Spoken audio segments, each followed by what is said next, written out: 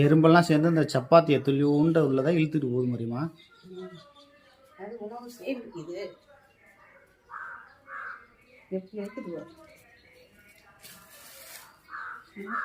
First ஒரு 2-3 எறும்பு தான் இழுத்துச்சு. அப்படியே வர வர ஒரு 10 எறும்பு சேர்ந்து அதை அப்படியே இழுத்துக்கிட்டு போகுது. எங்கே கொண்டு போகுதுன்னு தெரியலை. மறுபடியும் ரிட்டன் இங்கிட்டு வருது.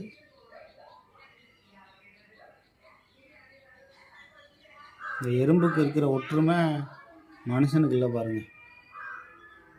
மனுஷன்லாம் அது மாதிரி ஒற்றுமையாக இருக்க மாட்டாங்க.